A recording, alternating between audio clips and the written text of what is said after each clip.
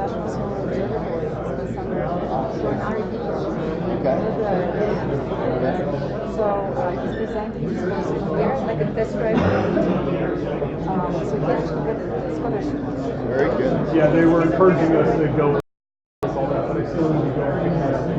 It'll be up tomorrow to take a look at it. Very good. We're going to get started. So I just want to say, nice to see you over time. Was 2017 at San Diego. That's right. Facebook and stuff. That's right.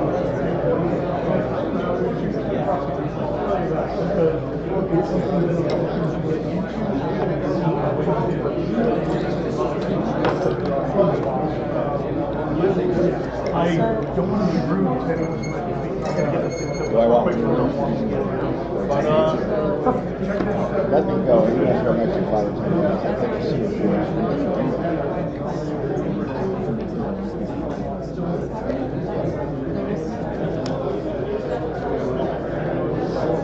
That would keep track of time. So I'll do it 5 minutes before, like 5 before the we have to finish.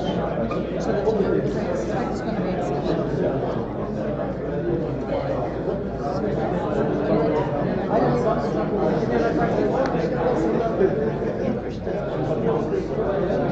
it's on your Oh, I wrote it. or maybe not no so one of us. Hello?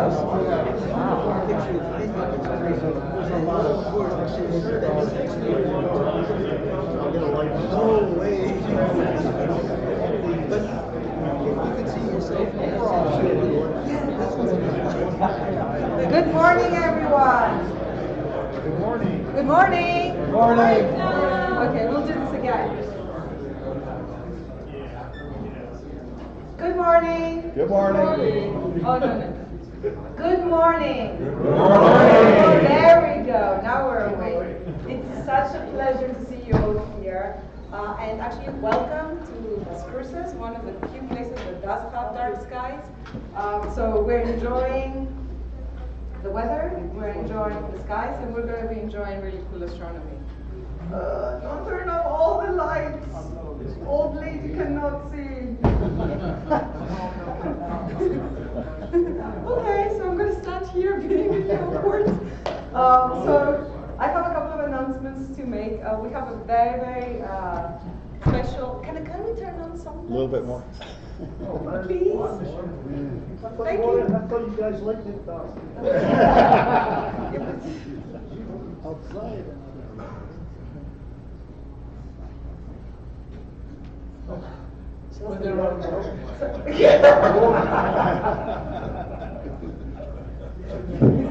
Thank you. Great. And that's why we have our board members. So this year we have many new faces in the audience. Who are the first-time attendees? Could you please stand up? Stand up.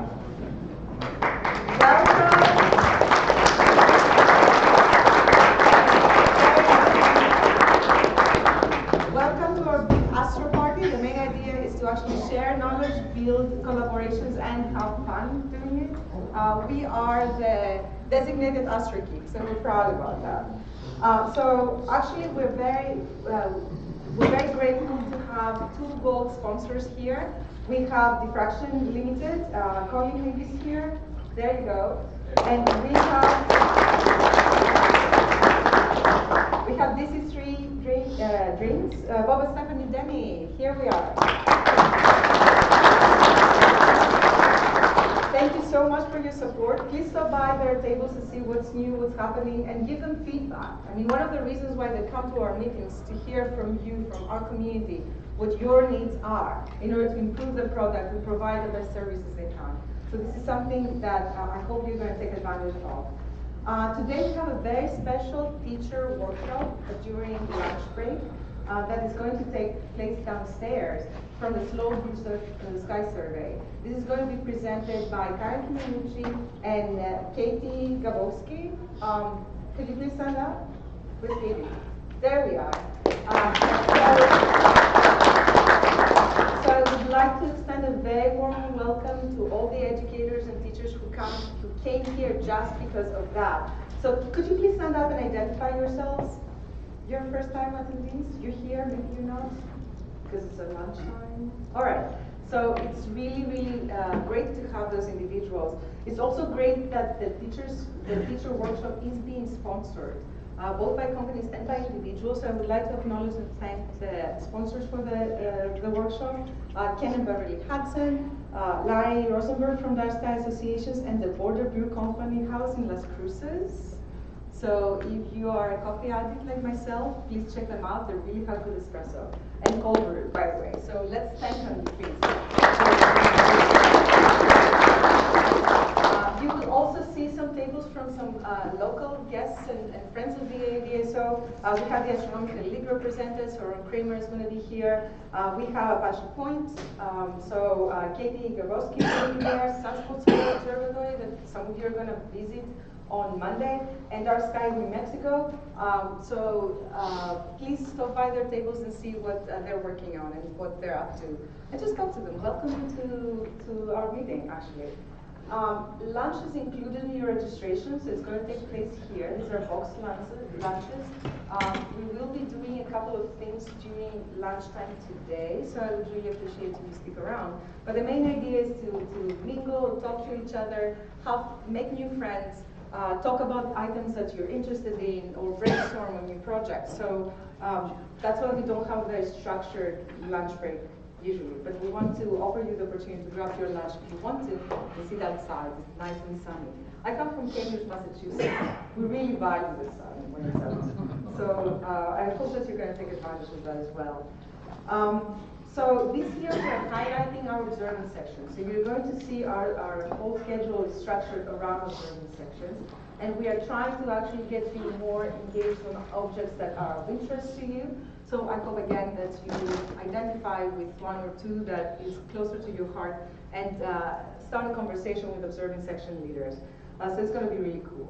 We also have a how-to hour, which is right after lunch. These are two parallel sessions. It's one in a beginner session that's going to take place downstairs, and it's actually how to launch your own observing program and how to use VSX effectively. How many of you have used VSX?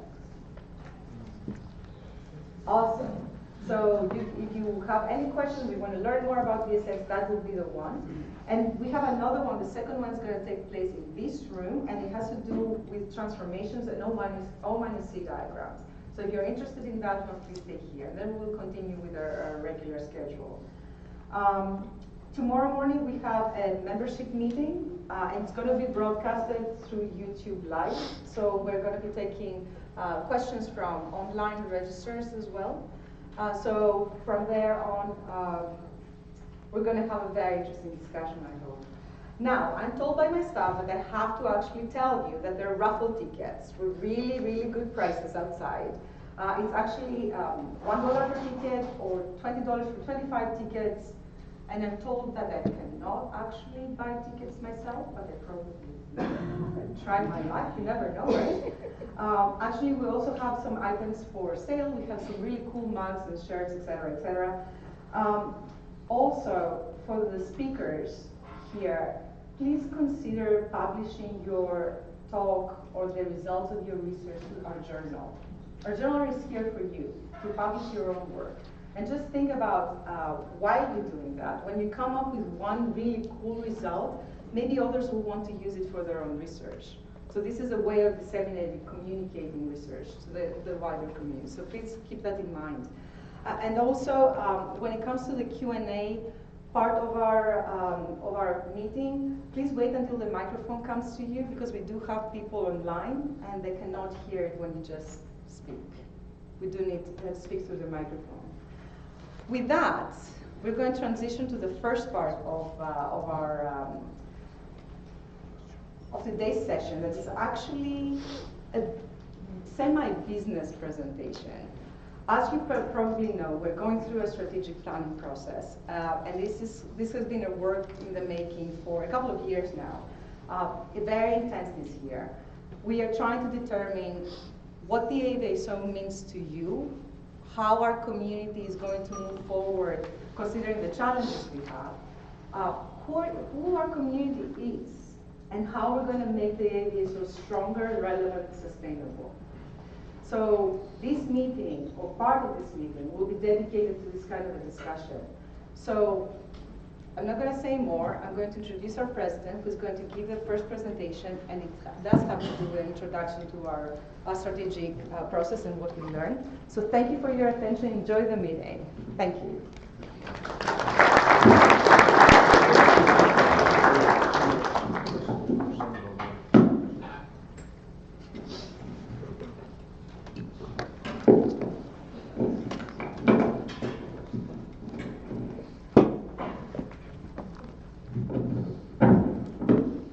Yes? Hello.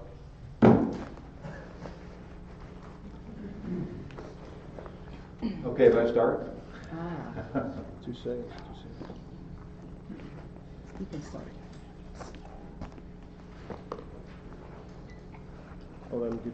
Okay.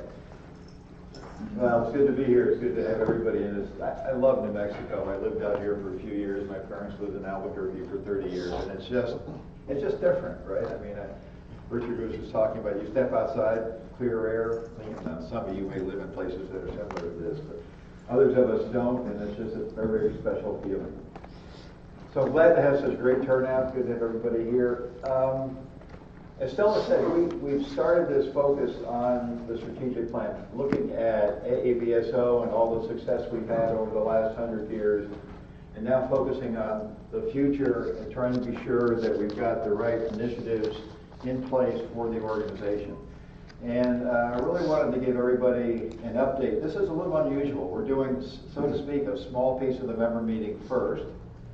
And the reason of that is we're going to end up with a whole set of questions and discussion ideas that we want you all thinking about, talking about with your friends here, giving us feedback. We'll have feedback during both coffee sessions. We're going to have council members at these flip charts prepared to talk to you about your thoughts and your ideas, to get your feedback, and then we're going to consolidate that, and tomorrow morning during the membership meeting, we're going to come back for about an hour towards the end of the membership meeting and give you an update on what we've heard. Because I think it's really, really important as we do this planning process to talk to all of you as members and give you a perspective of what we are hearing. I'm going to give you an update on what's happened so far, and I think you'll find some interesting information about who we are, who our members are, what they do, what they like to do, why they belong to AAVSO, what their thoughts are for the future. And we have initial ideas, some initial ideas for new initiatives that we may start. They're not all in concrete until we finish this planning process. It really won't be settled, and I think that's going to take us literally till the next annual meeting.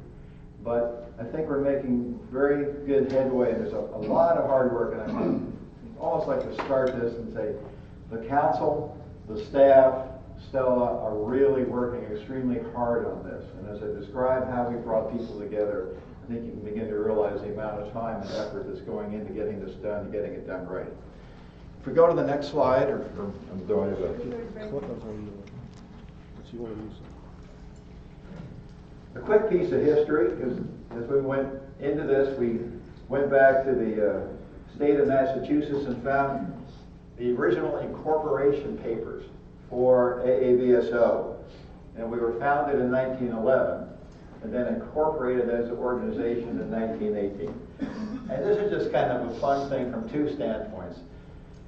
They added a phrase that we don't often use about what the purpose of the organization is that I thought was very interesting. It said the corporation is constituted for the purpose of promotion of variable star astronomy and kindred subjects. And I really hadn't heard that phrase before, and I got to thinking, why that phrase? And I got to thinking about the world of astronomy in 1918, when we still didn't understand what powered stars. We still thought the universe was the Milky Way. We didn't have any comprehension of physics.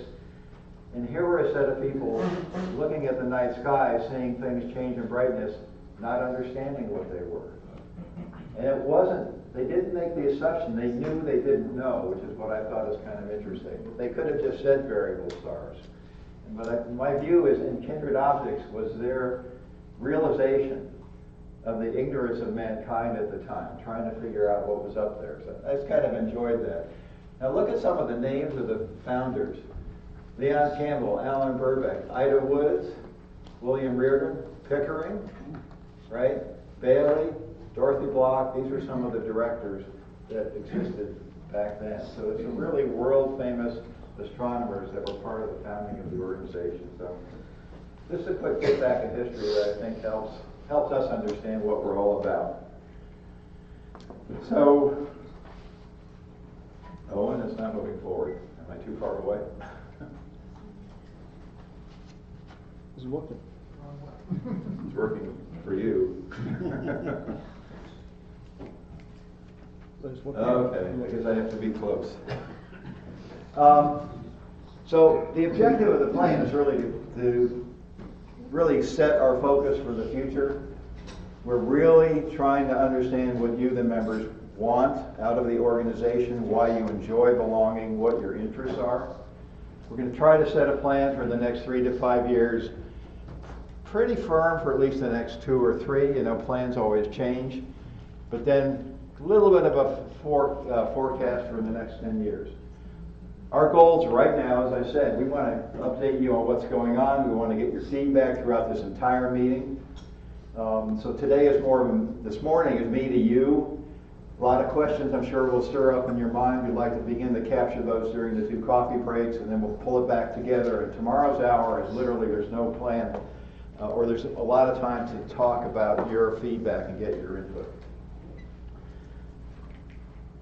So I want to ask, these are the council members, and the individual with asterisks are also on the strategic planning committee. These are the people you should try to engage with your thoughts and ideas all during the day. And I'd like to ask them all to stand, all the council members, strategic planning committee, look around you. And if you haven't had a chance to meet these people, it doesn't make any difference. Go up and introduce yourself, and share your thoughts and share your ideas, because that's, again, one of the key elements of this meeting. Thanks, everybody. Now, how are we developing this plan? We've had already, it's been going on for 6 months, which is almost hard to realize, but we've been going to meetings, the SAS meetings in Ontario. We went up to Toronto for the AVSO joint meeting with the RAFC. We've been talking with individuals. I probably literally have talked to at least 100 or 150 individuals myself. We've had, Sel and I have been on the phone for these sessions with members. We had 3 of those. We had the last one just last week with some folks down in Australia, trying to get the views of everybody, getting their thoughts and ideas. We've got the forum going. There have been a lot of comments that have been fed on the forum. So it really has been a listening activity. We are very pleased, I will say to announce, because many of you may not know this, Harvard Business Schools, out of that, a nonprofit organization called CAP, helps nonprofits do consulting. And they do pro bono consulting and work with people doing the strategic plan. This year they had 35 different organizations apply for their support. And we were one of the ones picked to work with them. This is valued at over $200,000 pro bono consulting. So we've got a major donation from CAP to work with us. And this was a long, we had what was called a brainstorming session with them back earlier this year. They went through their own selection process. We had our first kickoff meeting with them literally last week. The talent we have with the 7 or 8 members on their team, experienced professionals that range from people who have supported and worked with NASA, people who have done marketing, people who have done finance, a broad range of skills, people who have started businesses. It is a remarkable set of resumes when you read it. And they are going to be actively involved with us between now and next May, completing the strategic plan. So we are really both very happy and very fortunate to have that kind of support, because I think it's going to give us an independent perspective of ourselves. And I will say the brainstorming session I have a phrase I use, if we got hit across the forehead with a 2x4, that one came from my dad. We were so close to who we are, we were missing some of those bigger questions. And I think they have really helped us get the proper focus to do the strategic plan correctly. A couple of questions as we started the plan. One that has been the most common question that I've heard from a lot of people since I've been a member over the last 10 years, is amateur astronomy going away? With all the spaceborne satellites and all the ground surveys and all the all-sky surveys, is our activity going to disappear? We also, in terms of these interviews, talked to a lot of professionals. We had phone call interviews one-on-one with 15 or 20 professionals to get their input. I will tell you, and Stella's going to go into this in more detail tomorrow, but there is an overwhelming response of, if anything, the demand for what we do is increasing significantly. And the reasons, and she will give you kind of a comparison to some of the various missions and surveys that are planned, are these kinds of issues. Sensors saturate their sensors at 17th to 19th magnitude. So things brighter than that, most of them can't handle. Observation frequency. I had one of the professionals said to me, Gordon, one of the major systems, all sky surveys the entire sky every 3 days. And he said, do you know what the Nyquist criteria is? And I said, yes. And he said, well, that means anything changing more rapidly than every 9 days, it's useless. Well, think of all the things that we observe that change more rapidly than once every 9 days, right? We do it in a minute, right, or seconds.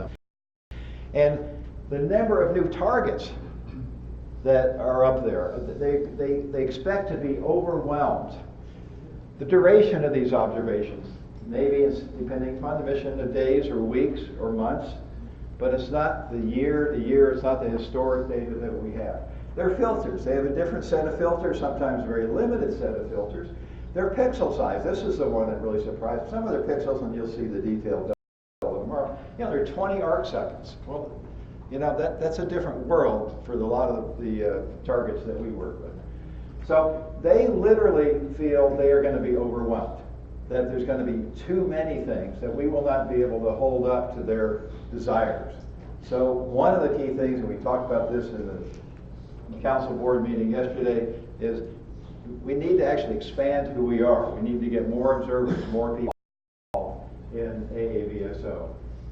And by the way, a couple of them, and we'll talk data mining, data processing later during the presentation, but they want potentially what I would call a new avenue for amateurs, a new place that amateurs can participate supporting the research that they do. We'll talk about that a little later. Second question, okay, if we've got demand, increasing demand, who are our members, how many do we have? This is a plot of our membership. Now we went back, Sarah went back, I don't know how many hours or days she spent on this, digging through all of the old membership records, because up until 2010 they were on paper, and then they were put online. There were different criteria used each year for how to count members. We tried to get that consistent. This is the number of paid members, people, current dues, as of July 31st of each of these years, the best we can find it, okay? And I think it really shows a good trend. I think Bob did, if you go all the way across here, it's, I don't know, Bob, 2 or 3% a year, about 2 or 3% a year. I think that's a very positive statement for who we are. Now, okay, the astronomers, by the way, people self-select. These borders are probably a little bit fuzzy. People say who they are, what they represent, are they an amateur, professional, etc. But 13% identified as astronomers, and we think that it's predominantly the professionals who are members. Amateur observers, by the way, roughly 1,200. Keep a number in your mind, 1,200 members, and then you can do the multiplication in your head. Of the 1,200, about 400 do actual observing. Now, what I've learned, things we keep learning, that's actually a poor term the way we count it. We're counting observers as people who submit data to the AID, to the database. We found this, I'll show you some data later, many of the non-observers, they do a lot of observing, but they don't actively submit into AID. So observers, a little bit not quite the right term. That 400 folks doing observations, and we have the 54% non-observers. Talk about them in a second. Where are they from? Here's our membership. Not too surprising. Almost 3/4 from North America, 20% from Europe, 9% from elsewhere in the world. What's the observing mode? Interesting statistics. We have members submitting to the database, but we also have non-members. Remember, you don't have to belong. You don't have to pay dues to submit observations to the AID. There are almost the same number of people submitting data to the AID who are not members as who are. So that was kind of surprise number one, at least for some of us. The non-members, they don't submit as many observations, but they submit quite a few, 450,000 observations last year. And we've got, on our side, we've got almost 2 million from the members. Not too surprising, the non-members are more visual than CCD, whereas the members are more CCD than visual. So that's a quick perspective of who is submitting data. If you take Josh's numbers out, it's going to totally warp things, right? but that gives you a perspective of the observing mode of the data that's going into the database. Now, next question is always, well, how active are the people, those who are observing? Is it warped? And certainly people like Josh tend to warp the statistics. So we try to say, okay, look at it a different way. Now this is the combined, again, we can cut this data so many different ways, you can make your head hurt. And by the way, it says 804 individuals. The reason is if you do multiple types of observing, if you do both CCD and visual, then you get counted as 2 observers, how we count the statistics. And I can't remember, 30 or 40 do 2 ways. There's like, I can't remember, 5 or 6 who actually observe 3 different ways. But roughly half are submitting less than 100 observations a year, up to 30%, up to 10,000, another 14%, and then there's the few who are submitting more than 10,000 observations a year. So that gives you a feeling for who we are and the type of observing that we're doing. Now, question, when we saw the statistic on, quote, non-observers, again, that meaning not submitting data, we said, who are these people? What do they want? Why do they belong to AAVSO? What is it that excites them about being part of this organization? So we sent out a survey, a survey monkey, to about, 500 individuals. And as you know, everybody's tired of SurveyMonkey. A lot of people, just erase those messages, delete them. In my opinion, we got a great response. We had 115 people who responded to this survey. A tangible number. This is not just 2 or 3 who responded. Jump down to the lower left first before we do why they are members of AAVSO. Types of observing kind of split. CCD and visual, and a lot of DSLR. Only 8% of these people don't observe. So that's where we went, wait a minute, 92% are observers, but we're calling them non-observers. And that, again, made us reset. Who are these people who belong to AAVSO? Well, pleased to see, but in a way a little surprised, the leading reason they belong, this group of, quote, non-observers, was to support a community contributing to science, to be part of an organization that, so it wasn't that they necessarily doing it themselves, but they wanted to support an organization that did. So that's a quick cut at who we are, things we've learned so far. Now, underneath that, we keep asking the question, I have asked this question, and it's had to many of the members of the committee, of other people, why do you belong? These are same points I presented in Toronto that we've learned during the first 3 months with a minor addition. But I think it's important that to understand and realize people belong for both multiple reasons and different reasons. So what you think of as your view of what makes up AAVSO membership. I think we've all learned from this survey process to not be too biased by our own personal views, because our personal views are our personal views. We need to look at what is AAVSO, who are the members, and why do they belong. So the key reasons are these. I won't read through them. You can read them for yourself.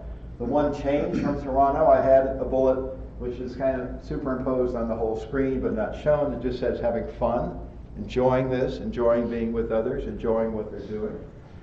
But also this last bullet that really kind of jumped out at me when I looked at the non-observer response was this desire to be part of a community that contributes to science. I think the key word that in my vernacular has kind of increased in importance as we've gone through this process and what makes AAV so different is participation. People want to be involved in astronomy. It's not just reading about it, they want to be personally involved.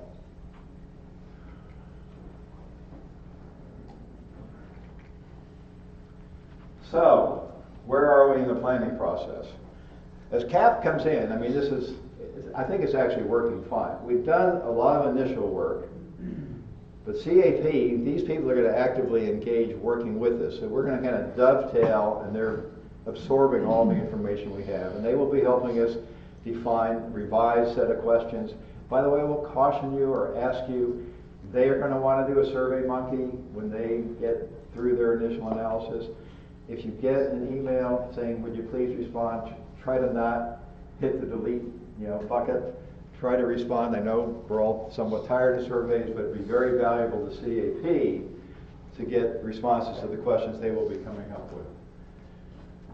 But we have a set of questions we're going to talk about quickly right now. Doing in terms of what we want to do. We have some initial ideas for answers on a few of them. We're not guaranteeing we're going to do all of these initiatives, but they're ideas that have been generated through the discussions with people. And then there's 7 questions. We'll go through this chart and the next chart.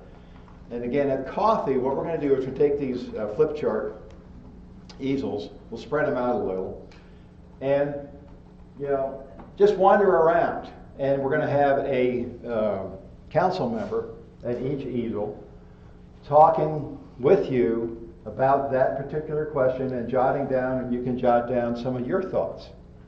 And those are the ideas. This is part of this feedback process we're trying to work today and tomorrow. And again, you'll see a summary of that data tomorrow morning during our meeting. So question number 1, how should we guide and support new observers? One of the comments we've gotten back at multiple levels, it can be, we've talked to some people, well, they joined for one meeting, and one of the comments that we've heard more than once is they walked into the meeting and it was at such a high level, they just gave up. They said, I walked into a meeting and it's on CCDs, and I'm trying to aim my telescope up and find a star, and you're talking about CCD transformations, processing, magnitudes, multiple filters. I guess I can't do this. Okay? Well, we need some more ways to help bring people on board.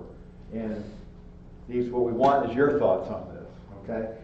Initial ideas is we want to have more initiatives to bring people in. We see this avalanche of demands potentially coming at us over the next few years. We want to expand the organization by reaching out. I like the word inspiring, bringing other people in to enjoy the study of variable stars.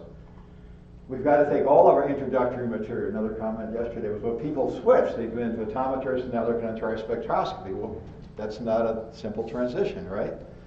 So how do we have material to help those people? I think of the work Dennis has done on exoplanets, a new type of really observing that took new techniques, and the work he's done, bringing people up to speed, providing the kinds of material that people need to get into that and enjoy it. The website, we are still in the process. We've working with a company now to upgrade the website to get the infrastructure stuff fixed, the security holes, the stability, all that stuff that because it was almost totally a volunteer and staff effort, we didn't have some of the expertise we needed because IT, as you know, takes a tremendous breadth of knowledge. the company we've hired this past year and are working with, they're really helping that. So we're going to get the website updated that way, but how do we change it so if you're somebody new to astronomy and you come to our website, it's welcoming. It's, oh, I know, gee, this looks like it might be interesting. Right now, a lot of people have told us to go to our website, and again, it's, oh my God, there's 85,000 buttons on here and drop-down menus. They don't know how to engage with us, and we end up kind of pushing them away inadvertently, and we want to have a much more welcoming way of bringing those people. So those are three of the ideas, but you may have others. Think about it. How do we bring in more members, and how do we help them join us, develop the knowledge they need to be successful observers and work with us? Question 2. Similar question, but for our experienced observers. Okay, we have a lot of experienced observers in this room and the different meetings we go to. What else do you need? Okay, one of the things that Stella said, we're trying things, by the way, as we go along here. We are trying to re-energize is a little strong, but encourage the observing sections to be more active. One of the things I didn't even realize, we have these sections, and people can sign up, as you may know, on the forum to receive the emails. But if I say, who's part of the LPV section, we don't have a list. Or who's in this section? Or to the section leader, do you have, I don't know, one suggestion was a Zoom meeting once a month or every couple of months talking about what's going on in the section. When an alert comes in, do we tie the alert to the section? Well, not very effectively. Well, okay, are there other ways, other things we can do so that it helps you enjoy the kind of observation and observing you want to do or analysis, and helps us through the organization support your needs? We talked, this one came out of the first 2 meetings in spades. It was like, we have people who really love observatories. They love equipment, they love the technology, they love the software, they want to have a remote observatory, whatever. And people said, we need to have a section that these people can get together and talk and communicate and share ideas and knowledge. I'll be very honest with you, we're still looking for a section leader. We're looking for somebody to help take control and really help guide that forward. Because we really are, we have a staff, but it's small. We have volunteers are critical to the success of the organization. And I think that's one of the things we're going to be looking for in terms of all the section and section leaders. What about, I mentioned briefly data mining before, that one of the professional astronomers wanted some additional research or help for processing his data. Some of them have said, we could come teach like a workshop at a meeting and explain how to do this type of analysis. The specific example I'll give you is, again, the person I chatted with, they use TESS data. TESS is the satellite that looks for exoplanets, but they're using it on cataclysmic variables, not on exoplanets, because you get 28 days of continuous coverage, and if those of you who are involved in cataclysmic variables, that is like gold, right? But it's a special set of tools, and he actually took me through it one day, and you've got to learn the set of tools so you can actually access the test data yourself and process it. And he said, hey, I'll come teach people if they're interested. Well, is that a section of data mining? Is that a choice course? People getting, hey, here's something you're interested in. Is it a workshop? Hey, we're going to tell you how to do that if you come a day early or a day after the primary meeting. We modify the meeting format. How do we do this? And what do you want as members? What would benefit you most in this fascinating hobby that we all enjoy? Finding, modifying meeting content and format. As I just said, we want to look at how this meeting is structured. Today, Stella mentioned it. We've modified this meeting already with initial ideas. How to structure it, how to get more people involved in the meetings, how to do parallel workshops. Those are all ideas. I will jump to a question that's been stirring for some of you about, are we going to have a spring meeting? We had a discussion yesterday at next spring. We had a discussion yesterday at the council meeting.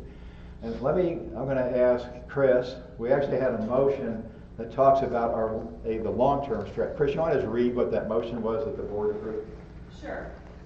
The motion is, in principle, the council supports having 2 meetings a year, including the possibility of one being a joint meeting. So our plan is 2 meetings a year. We're already planning the meeting 2 years out. Next year's meeting, we are locking down who we will partner with, okay? So that piece of it, I can't tell you the answer to, but our objective and our goal is to lock down a partner to have a joint meeting next year. Now, having said that, I want to make a comment that we've been a little concerned. If we look at the off-annual meetings the last few years, the attendance has been not very high. If you take out the people who showed up at the meeting who were council members or staff, I think Stella said we only had 10 or 20 in Toronto. And now, maybe it's too far to go. Maybe there are other reasons. We're trying to understand that. But these meetings take a lot of work, a lot of staff. It's why we don't think we could, maybe someday, but we don't have enough staff to run 2 full meetings a year that we do all the management, the setup, the registration, the planning, the whatever. So that was one of the reasons that we were, how does the second meeting work? So we're going to, I think the odds are very high we will have this meeting in the spring. We'll let you all know within the next month. We need the other organization to agree. This is a 2-sided thing, not a 1-sided thing. But the corollary to what I'm saying is, as we do this strategic planning process, there are no sacred cows. And what I mean by that, we are looking at everything we do. Because when we finish, our goal is to say, here is what is important to our members. Here are the priorities. Here's where we should spend the money that we have. Here's where we're going to be depending on volunteers. And here's how this is going to run. So that's what we're trying to accomplish. If you hear rumors or people saying things, don't jump to conclusions about what the decisions have been made. Realize that people are talking and discussing a whole bunch of different ideas. So, what are the other questions? This one, I'm not going to go through any specific recommended answers, so this is these. We want your ideas on the first 2 questions beyond the things we've come up with. These are the other questions that we're trying to get feedback on during this meeting.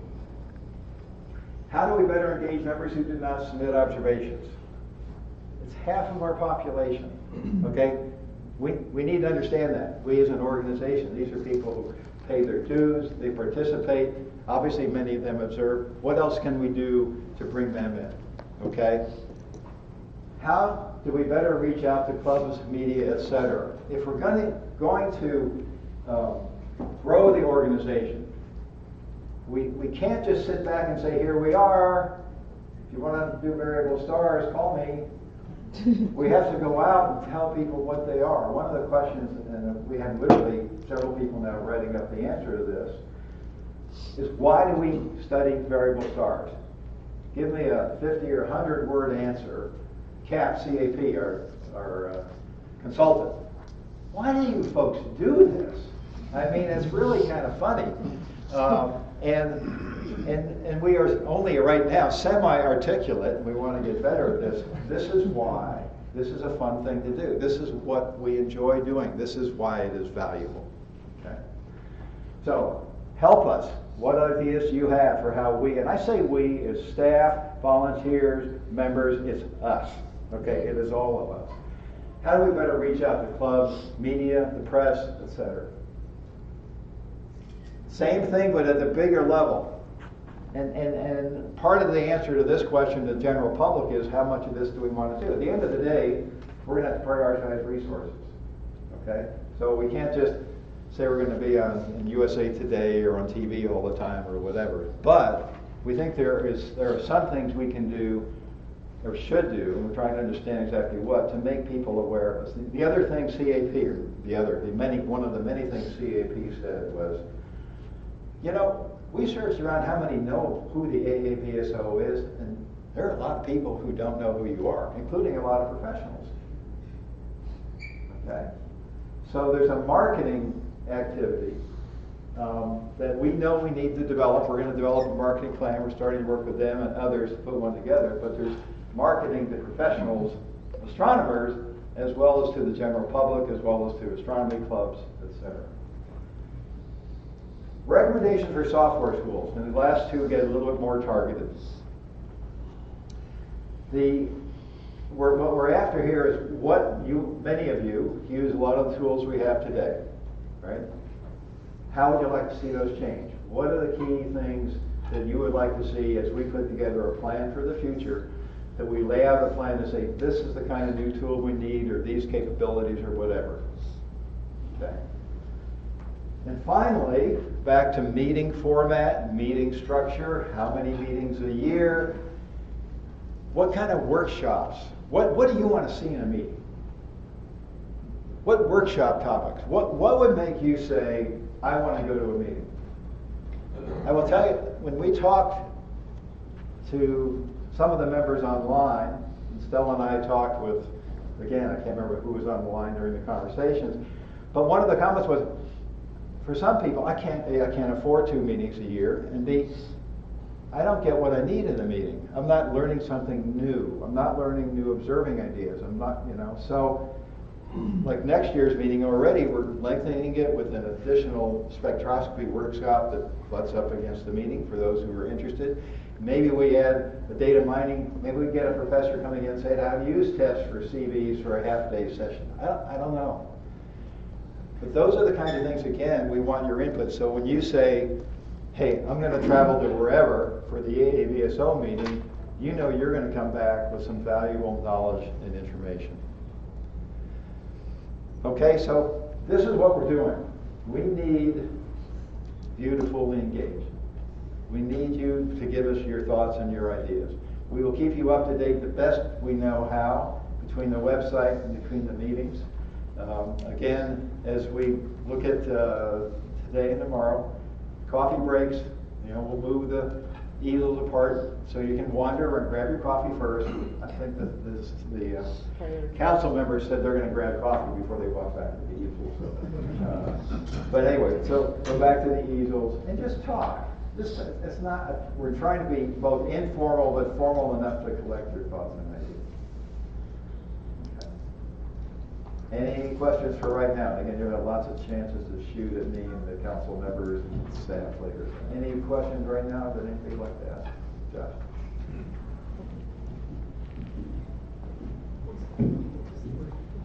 Should you not, in the first step, outreach to those people who are sending in the data and are not members? I mean, there were about 400 you mentioned in the beginning. We've done that. I guess I've emphasized to make them members. That's already. Oh, yes. Yeah, I'm sorry, I misunderstood what you said. Yes. Because they send already data in. There's something we don't fully understand yet. If you look at where those people live, they tend to be outside the United States.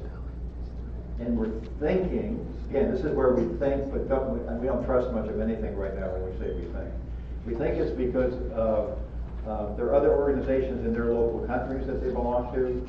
Some of them just say they don't want to pay dues, but it's still an excellent question. That's obviously a source of new members that If it will be 7%, that's all. right, absolutely. Okay, well, thank you very much, and enjoy. I mean, I think this is going to be a fun thing.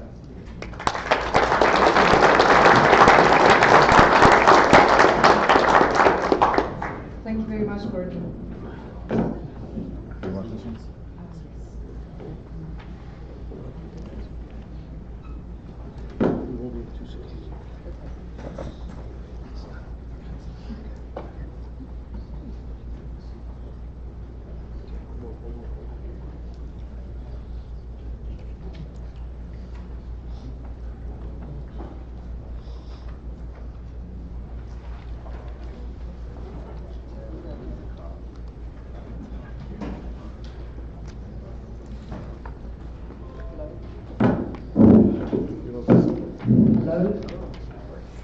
All right, so we are transitioning to the science part of our meeting.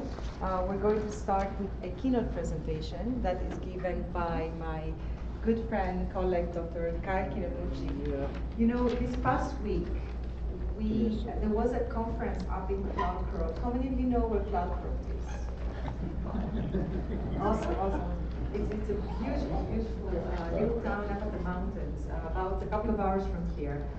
There was a conference on RLIR and CEPIDS to be specific. And what was very interesting there, and interesting to me, was that that was a community that is using optical data. That is a community that is interesting in the time domain. That is a community that cannot live without multicolor photometry. That's a community that is dying for spectroscopy, and these are bright stars. So we're very fortunate today to open the science part of the meeting with Dr. Kinamuchi, who actually almost single-handedly organized that meeting. She was the chair of the science organizing committee, the chair of the local organizing committee, and she made sure that the individuals who were at that meeting came together to discuss next steps of RLIR and CEPID research, and also discuss how they would actually use data from our community for their research. So what we're going to do today, starting our science part, is Dr. Kinamuchi is actually summarizing that conference, and perhaps she can give us a couple of ideas for research. She will be around all day today, so and tomorrow, so please grab her and ask for more. Maybe she needs data as well, hint. So these are really cool projects. We're talking about cutting-edge science here, done by ground-based small telescopes. So with that, I'm trying to fill in time, and I don't know what else to tell you. But with that, let's welcome Dr. Kinamuchi, and let's start our science part.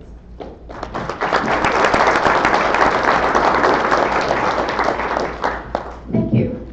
So I'd like to thank the organizers and Stella for inviting me here to talk to you about some of the interesting topics and questions that we discussed during this past week up in Cloudcroft, New Mexico. So let me just introduce myself. My name is Karen Kinamuchi. I received my PhD at Michigan State University in 2004, and in fact, my PhD advisor is here. So Horace, Dr. Smith. So since then, I've had postdocs at University of Wyoming, University of Florida, and Universidad de Concepción in Chile. After that, I spent 2 short years at the Kepler mission at NASA at